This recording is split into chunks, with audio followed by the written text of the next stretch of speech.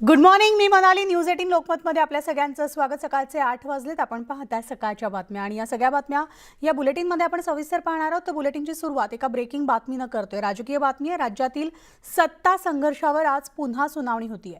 Supreme कोर्टामध्ये काल झालेल्या सुनावणीमध्ये शिवसेना आणि शिंदे गटाकडून जोरदार युक्तिवाद करण्यात आलाय. बंडखोरांकडे दुसऱ्या पक्षात विलीन होण्याशिवाय पर्याय नसल्याचा मुद्दा मांडण्यात आला. तर आपण अद्यापही शिवसेनेतच असून शिवसेनेचं सदस्यत्व सोडलं नसल्याचा दावा शिंदे गटाकडून सुप्रीम कोर्टात करण्यात आला. आणि या सुनावणी दरम्यान सुप्रीम कोर्टानं शिंदे गटाचे वकील हरीश साळवे यांना लेखी युक्तिवाद तयार करण्यास सांगत या प्रकरणी आज प्राधान्यानं सुनावणी घेणार असल्याचं सांगितलंय. त्यामुळे सुप्रीम कोर्ट नेमका काय निर्णय देणार याकडे अवघ्या महाराष्ट्राचं लक्ष लागलंय. सुप्रीम कोर्टाच्या या निर्णयावर शिंदे सरकारचं भवितव्य अवलंबून असणार आहे.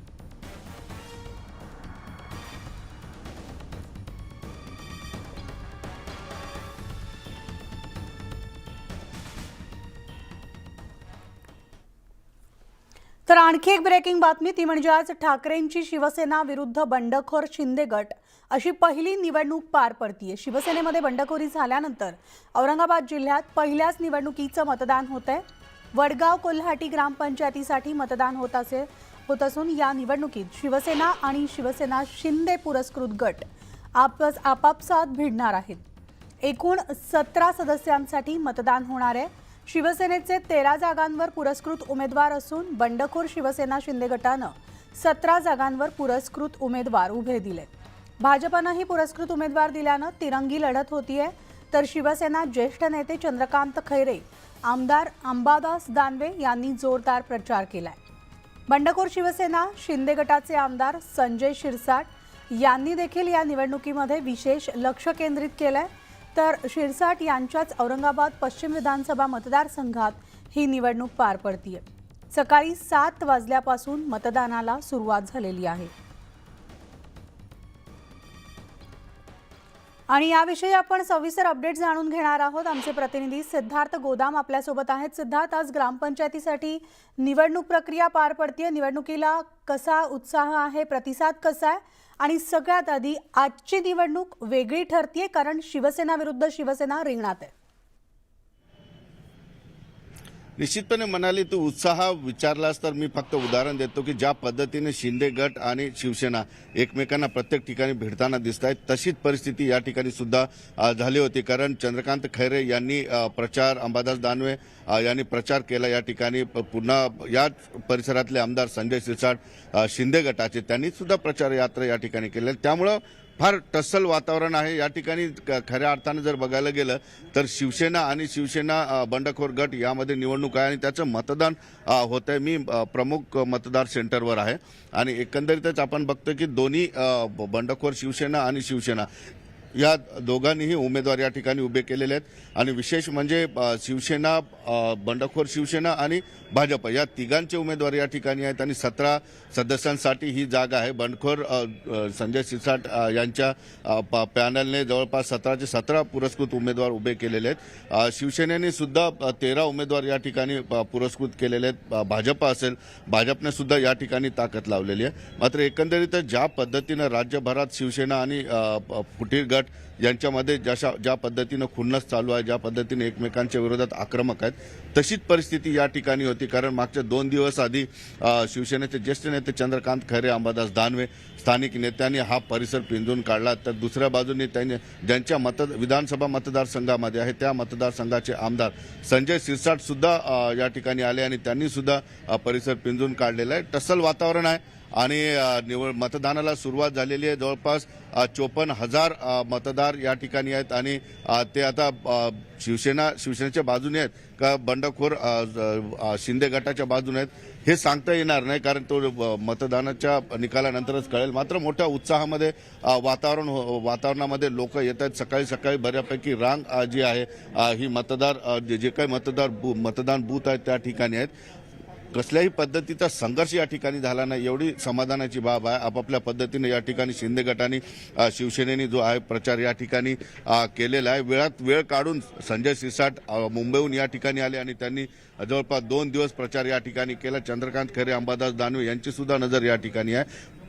भाजपने सुद्धा या ठिकाणी बऱ्यापैकी प्रचार केलेला आहे. तिरंगी जरी निवडणूक असली तरी शिवसेना आणि फुटीर गट या दोघांच्या पुरस्कृत उमेदवारामध्येच खऱ्या अर्थाने लढत आहे. हा शिवसेनेचा बालेकिल्ला आधीपासून, कारण संजय शिरसाट आधी शिवसेनेत होते आणि पश्चिम मतदारसंघामध्ये वडगाव कोल्हाटी हा पश्चिम मतदारसंघामध्ये औरंगाबादचे, त्यामुळं दोघांची या ठिकाणी बऱ्यापैकी टस्सल होणार आहे. मात्र आता नेमकं शिंदेगट विजयी होतो का शिवसेनेचे पुरस्कृत उमेदवार विजयी जास्त मोठ्या प्रमाणात होतात हे पाहणं गरजेचं आहे. मात्र ज्या पद्धतीनं खुनसीचं राजकारण आहे, एकमेकांच्या सोबत वाढलेले, एकमेकांच्या सोबत एकाच पक्षात काम केलेले, निश्चित आणि आज ते एकमेकांसमोर स्थानिक उभे नेते ठाकलेले असतील, आहेत, त्यामुळे ही किंवा निवडणूक नक्कीच चुरशीची ठरणार आहे. धन्यवाद सिद्धार्थ या सविस्तर माहितीसाठी. तर आणखी एक ब्रेकिंग बातमी ती म्हणजे शिवसेना खासदार संजय राऊत यांची ईडी कोठडी आज संपणार आहे.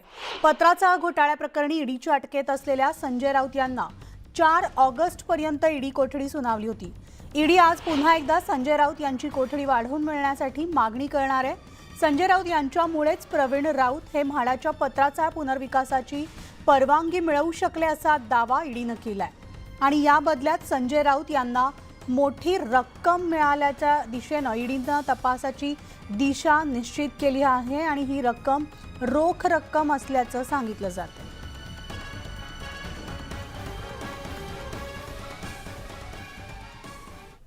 आणि या महत्त्वाच्या बातम्यांसह पाहूयात राज्यातल्या इतरही काही बातम्या, पण थोडक्यात पाहूयात स्पीड न्यूज. शिंदे सरकारनं उद्धव ठाकरे यांना आणखी एक मोठा धक्का दिलाय. आता 2017 सालच्या प्रभाग रचनेप्रमाणेच राज्यात स्थानिक स्वराज्य संस्था आणि महापालिका निवडणुका होणार आहेत. मविया सरकारच्या काळात वाढवलेली वॉर्ड रचना रद्द करण्यात आली आहे. शिंदे सरकारच्या निर्णयामुळे मुंबई पालिकेमधील वॉर्ड रचना जैसे थेच राहणार आहे. मविया सरकारनं मुंबईतील वॉर्ड रचनेत बदल करत 9 वॉर्ड वाढवले होते आणि त्यामुळेच मुंबई पालिकेतील नगरसेवकांची संख्या 227 वरून 236 झाली होती. शिंदे सरकारच्या या निर्णयामुळे आता मुंबई पालिकेच्या नगरसेवकांची संख्या पुन्हा 227 वर येणार आहे.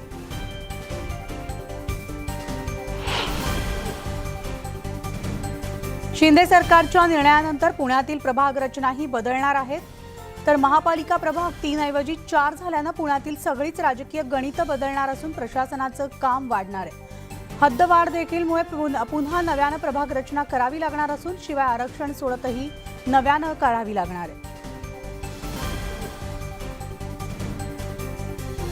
निष्ठेचं दूध पाजलं पण औलाद गद्दार निघाली अशा शब्दात उद्धव ठाकरे यांनी एकनाथ शिंदे आणि आमदारांवर जोरदार हल्ला चढवलाय. जळगावमध्ये भाजपनं गुलाब पाहिलाय, त्यांना आता सैनिकांचे काटे पाहायचेत अशी टीका ठाकरेंनी केली आहे. शिवसेना पक्षाच्या शपथपत्राचे आणि प्रतिज्ञापत्राचे गठ्ठे घेऊन जळगावमधील शेकडो पदाधिकाऱ्यांनी मातोश्रीवर हजेरी लावली होती, त्यावेळेस ते बोलत होते.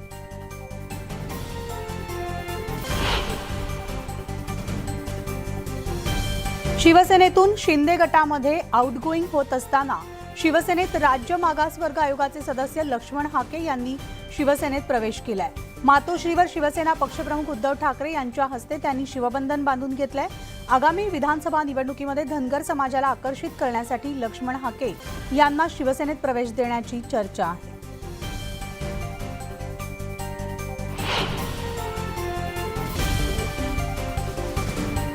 मातोश्रीवर शिवसेनेच्या प्रवक्त्यांची बैठक आयोजित करण्यात आली होती आणि या बैठकीमध्ये उद्धव ठाकरे यांनी ऑनलाईन मार्गदर्शन केलंय. बैठकीनंतर सचिन अहिर यांनी ही बैठक नियमित असल्याचं म्हटलंय. तर शिवसेनेत सध्या सकारात्मक वातावरण असून आम्ही सर्व शिवसैनिक संजय राऊतांसोबत असल्याचं त्यांनी सांगितलंय.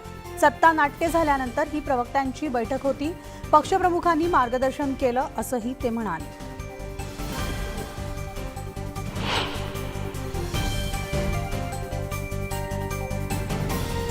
मुख्यमंत्री एकनाथ शिंदे यांनी औरंगाबाद दौऱ्यात नियमांचं उल्लंघन केल्याचा आरोप शिवसैनिकांनी केलाय आणि त्यामुळे त्यांच्या विरोधात गुन्हा दाखल करण्यासाठी औरंगाबादमधील शिवसैनिक आक्रमक झालेले आहेत. तर शहरातील क्रांती चौक पोलीस स्थानकात शिवसैनिकांनी गुन्हा दाखल करण्यासाठी गर्दी देखील केली होती.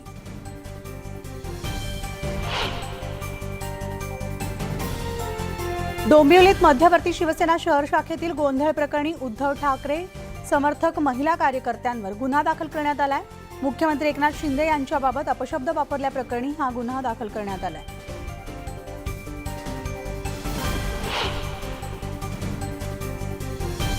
राज्याचे विरोधी पक्षनेते अजित पवार यांच्या नेतृत्वाखाली राष्ट्रवादी काँग्रेसच्या शिष्टमंडळानं राज्याचे मुख्यमंत्री एकनाथ शिंदे आणि उपमुख्यमंत्री देवेंद्र फडणवीसांची भेट घेतली। तर राज्यात अतिवृष्टीनं नुकसान झाल्यामुळे शेतकऱ्यांना तातडीनं मदत करावी अशी मागणी देखील त्यांनी केली आहे। उदय सामंत यांच्यावर हल्ला करणारे हे राष्ट्रवादीची माणसं असल्याची टीका गोपीचंद पडळकरांनी केली असून जिथं उदय सामंतांवर हल्ला झाला तिथे जास्त शिवसैनिक नसल्याचं त्यांनी म्हटलंय। तसंच आदित्य ठाकरे यांची जिथं रॅली होतीये तिथे पवारांचे कार्यकर्ते असतात असंही त्यांनी सांगितलंय। पंतप्रधान नरेंद्र मोदींच्या राज्यात हिंमत दाखवणं आम्हाला जड जात आहे असं जाहीरपणे कबुली देत ब्रिटिशांच्या राजवटीची पुनरावृत्ती होतीये की काय अशी भीती राष्ट्रवादीचे आमदार दिलीप मोहिते पाटलांनी व्यक्त केली आहे। तर पुण्याच्या आळंदीत लोकशाहीर अण्णाभाऊ साठेंच्या जयंती उत्सवानिमित्तानं ते बोलत होते।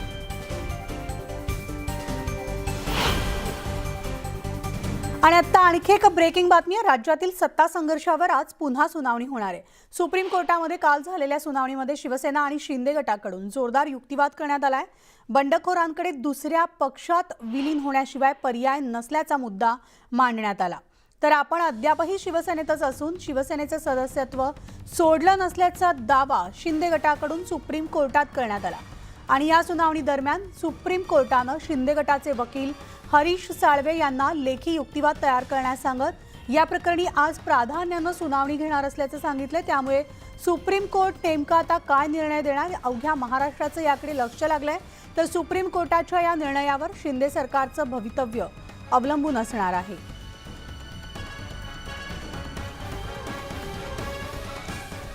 आणि याविषयी आपण सविस्तर जाणून घेऊयात, बोलणार आहोत। आपल्यासोबत आहेत माजी प्रधान सचिव Anant Kalse sir. Kalse sir, good morning. कालची सुनावणी आज ढकलण्यात आलेली आहे। लेखी युक्तिवाद साळवेंकडे मागितलेला आहे। आज एकंदर काय घडू शकतं? आज निकाल येईल का? प्रामुख्याने यामध्ये मी काल संपूर्ण आर्ग्युमेंट ऐकलेलं आहे। यामध्ये प्रामुख्याने दोन मुद्दे शिवसेना उद्धव साहेबांकडून मांडण्यात आलेले आहेत की त्यांच्या वकिलाचं कपिल सिब्बल हे प्रामुख्याने त्यांच्याकडून एक ख्यातनाम वकील आहे। आर्ग्युमेंट करताना त्यांनी स्पष्ट सांगितलं आहे की या सदस्यांनी पक्ष सोडलेला आहे, त्याच्यामुळे हे 10व्या अनुसूची अंतर्गत voluntarily given up membership of that party या सदराखाली मोडतात आणि हे 16 सदस्यांच्या अपात्रतेसंदर्भात तातडीने निर्णय घेणं अपेक्षित आहे। आणि सर्वोच्च न्यायालयाने या संदर्भात डायरेक्शन देऊन यांना पक्ष सोडल्यामुळे यांना अपात्र ठरवावं अशी प्रामुख्याने बाजू कपिल सिब्बल साहेबांनी मांडलेली आहे। आणि दुसरीकडून जे हरीश साळवे आहे हे थोडेसे काल आर्ग्युमेंटमध्ये सुद्धा त्यांना असं सुचवायचं होतं की पक्ष सोडलेलाच नाही, शिंदे गटाने पक्ष सोडलेला नाही, हे पक्षांतर्गत मतभेद आहे आणि त्यांना नेत्याची निवड त्यांना नको आहे किंवा नेता भेटत नाही त्यांना पक्षाचे नेते, त्यामुळे त्यांनी हे मतभेद प्रकट केलेले आहेत। त्यामुळे हे मतभेद जे आहे हे पक्षांतर्गत बाब आहे, त्यामुळे शिंदे साहेबांनी त्यांच्या गटाने पक्ष सोडलेला नाही आहे असं त्यांचं एक प्रामुख्याने आर्ग्युमेंट होतं। अशा दोन मुद्द्यावर आता मुख्यत्वे करून सर्वोच्च न्यायालयाला त्याच्यावर आज सकाळी सुनावणी त्याचं जजमेंट द्यायचं आहे। आता बघूया काय होतं, कारण हे पक्षांतराचा जो प्रामुख्याने जो मुद्दा आहे ना हा अध्यक्षांच्या अखत्यारीत येतो। बेसिकली जे 10व्या अनुसूचीचा जर अभ्यास केला आपण तर हा जो मुद्दा आहे तो अध्यक्षांच्या अखत्यारीत येतो आणि अध्यक्षांनी आधी डिसाईड करायचं असतं आणि अध्यक्षांनी डिसाईड केल्यानंतर ते अपेलेट याच्यामध्ये सुप्रीम कोर्टात किंवा हायकोर्टात येऊ शकतं। काल तो मुद्दा आर्ग्युमेंट दरम्यान आला की बाबा यामध्ये सुप्रीम कोर्टाने पडू नये असं आर्ग्युमेंट हरीश साळवे साहेबांकडून करण्यात आलं होतं। तर तेव्हा कोर्टाने हाच प्रश्न विचारला की कोर्टाकडे आधी कोण आलं होतं, म्हणजे कोर्टाने का पडू नये त्याच्यामध्ये? कोर्टाकडे आधी आपणच आला होता की आपणच अपील केली होती, त्या उपाध्यक्षांनी जे नोटिसेस पाठवल्या होत्या त्या संदर्भात आपण अपील केली होती की बाबा या नोटिसीला स्टे देण्यात यावं। त्याच्यामुळे आता आपल्याला असं कसं म्हणता येईल की सुप्रीम कोर्टाने यात पडू नये वगैरे अशा प्रकारचं। आणि त्यामध्ये काल मला एक जाणवलं, ख्यातनाम जे ॲडव्होकेट आहे हरीश साळवे आज देशातले, त्यांना एक थोडंसं आज बोलताना थोडं म्हणजे आर्ग्युमेंट करताना त्यांना सुप्रीम कोर्टाला सुद्धा सांगावं लागलं की तुम्ही रिटर्न आर्ग्युमेंट करा, एक्झॅक्टली तुम्हाला कुठले लॉ पॉईंट मांडायचे आहेत, की अशा प्रकारे काल एक डेव्हलपमेंट झाली। तसंच गव्हर्नर साहेबांकडून नीरज कौल साहेब माझ्या माहितीप्रमाणे त्यांनी आर्ग्युमेंट केलं की राज्यपालांना लोकशाहीच्या संविधानाप्रमाणे लोकशाहीप्रमाणे सरकार बनवायचं असतं आणि जेव्हा सरकार पडलं अविश्वास सराव येऊन त्यानंतरच मग राज्यपालांनी हे सरकार बनवलं वगैरे असा मुद्दा त्यांनी राज्यपालांकडून मांडलेला आहे. पण बेसिकली हे आर्ग्युमेंट जे आहे हे पक्षांतर्गत जे आपलं पक्षविरोधी कारवाया केल्यामुळे बैठकीला हजर न राहणं, गुवाहाटीला जाऊन किंवा सुरतीला जाऊन तिथून फॅक्सवरून मिटिंग बोलवणं किंवा पक्षाने दिलेला आदेश न पाळणं, ह्या सगळ्या मुद्द्यांवर काल कपिल सिब्बल त्यांचे जे प्रामुख्याने ॲडव्होकेट होते, मुकुल रोहतगी वगैरे त्यांचे जे ॲडव्होकेट होते, त्यांनी ही बाजू प्रामुख्याने मांडली. आणि यावर आता सुप्रीम कोर्ट काय व्ह्यू घेणार, आज सकाळीच मला वाटतं पहिल्या क्रमांकालाची केस आहे, त्यामध्ये बरंचसं आता याचं सरकारचं भवितव्य या संदर्भात ठरू शकतं. मात्र मग अपात्रतेच्या मुद्द्याला घेऊन त्या कचाट्यातून सुटण्यासाठीच शिंदे यांना मुख्यमंत्रीपद देण्यात आलंय का? नाही, असं नाही आहे. कारण शेवटी कोर्टाने सुद्धा काल प्रश्न विचारला शिंदे गटाला की तुम्ही आहात कोण, मग तुमचं स्टेटस काय, तुम्हाला मर्जर शिवाय किंवा तुम्हाला तिथे कसं आहे. त्यांनी प्रामुख्याने ही बाजू मांडली की कायद्यामध्ये मर्जर शिवाय एखाद्या पक्षात विलिनीकरणाशिवाय पर्यायाने हाच एक पर्याय शिंदे गटासमोर आहे असं प्रामुख्याने मांडलं गेलं. कारण 10व्या अनुसूचीमध्ये असं कुठेही नाही आहे की स्प्लिट होऊन वेगळं असं काहीतरी राहावं वगैरे. म्हणून कोर्टाने सुद्धा विचारलं तुमचं स्टेटस काय, तुम्ही आहात कोण, तुम्ही कुठल्या पक्षात मर्ज झाला किंवा तुमचा स्वतंत्र पक्ष आहेत का वगैरे. हे सुद्धा मुद्दे उद्याच्या याला येतील. आता कदाचित सर्वोच्च न्यायालय सुद्धा त्यामध्ये विचार करेल असे. त्यामुळे याला मर्जर आणि अरुणाचल प्रदेशचा सुद्धा या खटल्यामध्ये उल्लेख झाला. कारण काँग्रेसचे जे बंडखोर आमदार होते ते कुठल्या तरी पक्षात विलीन झाले वगैरे. आणि अरुणाचल खटल्याचं नेबिया जो जजमेंट आहे त्याचं आणि महाराष्ट्राची साम्य बरंच आहे. पण त्या खटल्याबद्दल थोडंसं असं आहे की महाराष्ट्र त्या अरुणाचलच्या प्रकरणामध्ये काँग्रेसचे सदस्य कुठल्या तरी त्या एका पक्षामध्ये विलीन झाले होते आणि विलीन होऊन मग त्यांनी त्या तरतुदीप्रमाणे सरकार स्थापन करून पाठिंबा वगैरे दिला. पण इथे विलिनीकरणाचा मुद्दा नाही आहे. कारण यांचं म्हणणं आहे की बाबा आम्ही त्याच पक्षात आहोत, शिवसेनेमध्येच आहोत, आम्हाला कुठलाही त्याला वेगळा पक्ष नाही आमचा आणि मूळ पक्षातच आम्ही आहोत. मग मला वाटतं काल एक प्रश्न असाही उपस्थित झाला, मग तुम्ही जर मूळ पक्षात आहात तर मग तुम्ही वेगळं चिन्ह का मागताय, इलेक्शन कमिशनकडे जाऊन वेगळं चिन्ह मागणं हे कशासाठी करताय तुम्ही, असा एक प्रश्न मला वाटतं कोर्टाने उपस्थित केला आर्ग्युमेंटच्या दरम्यान. तर त्यावेळेस हे असं आहे ना, उत्तर असं देण्यात आलं त्यामध्ये मॅडम की नाही आम्हाला कॉर्पोरेशनची इलेक्शन्स आहेत मग त्याच्यामध्ये आम्हाला चिन्ह हवं आहे वगैरे वगैरे असं उत्तर देण्यात आलं. अशा प्रकारचं हे एक म्हणजे सुप्रीम कोर्टाच्या ट्रेंड आता याच्यात दिसून येतो. बघूया आता याच्यामध्ये काय जजमेंट येतं. मला वाटतं की हा जो अपात्रतेचा प्रश्न आहे स्पीकरच्याकडे पाठवून स्पीकरांना आधी निर्णय घ्यायला कदाचित सांगण्यात येईल कोर्टाच्या मार्फत. कारण कोर्टाने जरी असं व्यक्त केलं मत की आमच्याकडे आधी कोण आलं होतं वगैरे, जरी असं असलं तरी शेवटी speaker Maharashtra Vidhan Sabha is a constitutional authority आणि 10व्या अनुसूचीच्या पॅरा 6 प्रमाणे त्यांना तो डिस्क्वालिफिकेशन ठरवण्याचा अधिकार आहे. आणि आज आपले माननीय अध्यक्ष जे आहे उच्च कायदा विभूषित आहे आणि त्यांची रोलिंग हायकोर्टामध्ये प्रॅक्टिस आहे, कायद्याचं उत्तम जाण आहे त्यांना. त्यामुळे हा प्रश्न राहुल नार्वेकरजी, ॲडव्होकेट राहुल नार्वेकरजी, त्यामुळे त्यांना कदाचित हा प्रश्न आधी सोडवायला सांगतील आणि या प्रश्नावर निर्णय दिल्यानंतर मग हा प्रश्न सर्वोच्च न्यायालय हायकोर्टाकडे किंवा येऊ शकेल वगैरे अशा प्रकारचा निर्णय होण्याची शक्यता आहे. दुसरा जो प्रश्न आहे माझ्या मनात नेहमी आहे, मला वाटतं की हे प्रकरण आहे ना इतकं ऐतिहासिकदृष्ट्या कॉन्स्टिट्युशनली इतकं इम्पॉर्टंट प्रकरण आहे की हे एक लार्जर बेंच पुढे घटनापीठाकडे जायला पाहिजे. कारण रेबियाचं जे जजमेंट होतं ते 5 सदस्यीय खंडपीठाकडे होतं. यामध्ये कदाचित 7 सदस्यीय खंडपीठाकडे जर हे प्रकरण पाठवलं गेलं तर यामध्ये एक विशिष्ट प्रकारचा नवीन कायदा ले डाऊन करता येईल. कारण या 10व्या अनुसूचीमध्ये बराचसा ग्रे एरिया आहे. ओरिजिनल पक्ष काय, त्यांचे अधिकार काय, व्हीपचे अधिकार काय, हा जो मुद्दा तुम्ही कळसे सर आता मांडलेला आहे की नवीन कायदा कदाचित समोर येऊ शकतो. मात्र कालचं जर संपूर्ण युक्तिवाद ऐकल्यावर मला पण वैयक्तिक असं वाटलं की सरन्यायाधीश बोमण्णा यांचा पूर्ण कल जो आहे तो 10व्या अनुसूचीला घेऊन खरं तर होता, जे प्रश्न त्यांनी उपस्थित केलेले होते. त्यामुळे जर ह्या संपूर्ण सत्ता संघर्षामध्ये कोणताही मार्ग जर मिळाला नाही तर पुन्हा एकदा शिंदे गट आणि उद्धव ठाकरे गट एकत्र येऊ शकतात का? मला आता या प्राप्त परिस्थितीतून असं वाटत नाही. मी नवीन कायद्याचं म्हणत नाही. नवीन कायदा नाही, या 10व्या अनुसूचीचं इंटरप्रिटेशन करायचं, म्हणजे त्याचा अर्थ लावायचा. शेवटी सर्वोच्च न्यायालय, उच्च न्यायालयाचं काम काय? They are the constitutional court and their main job and mere duty assigned to them by the Constitution is to interpret the Constitution, to say what the Constitution is. त्यामुळे यांचा नवीन कायदा असं म्हणत नाही मी, कारण सुप्रीम कोर्टाने बऱ्याचशा प्रकरणामध्ये असे काही तत्व लेडाऊन केलेले आहेत. विशाखाचं जे प्रकरण आहे त्याच्यामध्ये आपण डोमेस्टिक व्हायलन्स हा कायदा आणलेला आहे, हे सर्वोच्च न्यायालयाच्या जजमेंटवरूनच आणलेला आहे हा कायदा. त्यामुळे सर्वोच्च न्यायालय या 10व्या अनुसूचीचा अर्थ लावेल.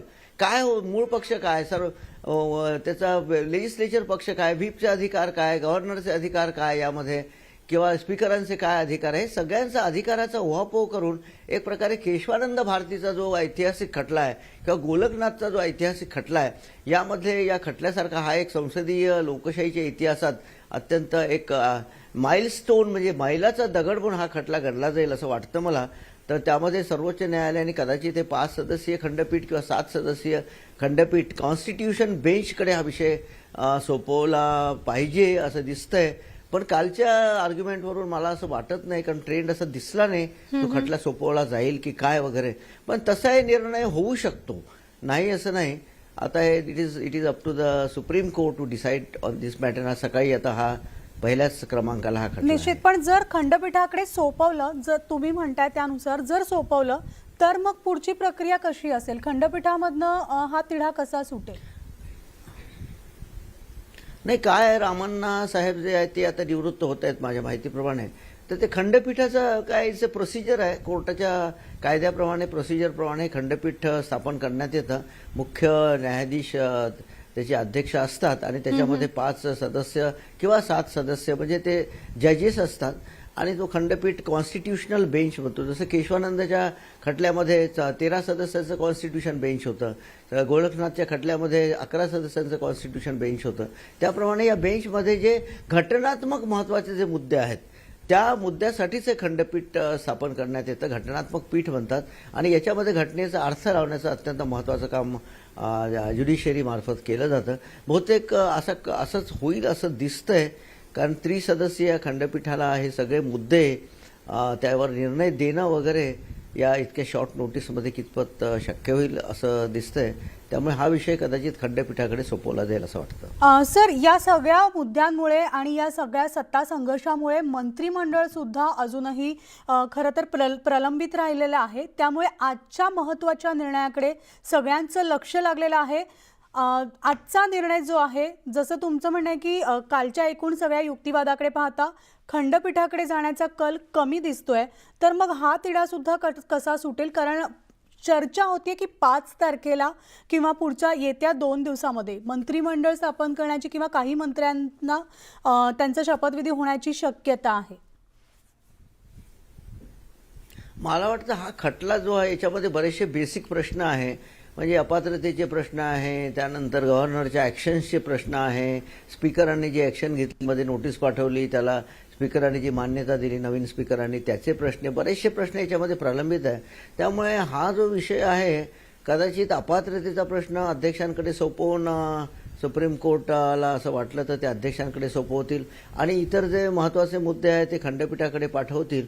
आणि ही प्रक्रिया जर सुप्रीम कोर्टाने सुरू केली आज फायनल जजमेंट न देता, तर मंत्रिमंडळ विस्ताराला वगैरे काही अडचणी येतील असं वाटत नाही. पण काल आर्ग्युमेंट जे केलं गेलं, जर एकदा हे सदस्य 16 सदस्य शिंदे साहेबांच्या गटातले हे जर अपात्र ठरले तर हे संपूर्ण ॲक्शनच फॉल थ्रू होते, असं कपिल सिब्बलांचं बेसिक आर्ग्युमेंट होतं. म्हणजे कुठल्याहीच गव्हर्नमेंटला अर्थ राहत नाही किंवा कुठल्याही ॲक्शन्सला अर्थ राहत नाही असं त्यांचं आर्ग्युमेंट होतं काल. पण बघूया याच्यामध्ये काय होतं. पण बहुतेक हे प्रकरण खंडपीठाकडे जाईल असं दिसतंय रागरंग. आणि तोपर्यंत एकदा गेल्यानंतर मग काही खंडपीठाकडे गेल्यानंतर त्यावर काही सुप्रीम कोर्टाचा स्टे नाहीये, त्यामुळे मंत्रिमंडळ विस्तार वगैरे करता येऊ शकेल. कायदेशीरदृष्ट्या त्याला काही बाधा येणार नाही असं दिसतंय. निश्चितच. धन्यवाद कळसे सर या सविस्तर विश्लेषणासाठी. एकूणच महाराष्ट्रातला राज्य सत्ता संघर्ष जो आहे तो अजूनही दावणीला लागलेला आहे आणि याच संदर्भातला आज महत्त्वपूर्ण निकाल सुप्रीम कोर्टाकडून अपेक्षित आहे. धन्यवाद. न्यूज 18 लोकमतमध्ये तुम्ही या सविस्तर चर्चेमध्ये सहभागी झालात त्याबद्दल. आणि यानंतर बुलेटिनमध्ये आत्ता वेळ झाली आज इथेच थांबण्याची. ताज्या घडामोडींसाठी तुम्ही पाहत राहा न्यूज 18 लोकमत. यापुढे पाहणार आहोत न्यूज 18 लोकमत विशेष.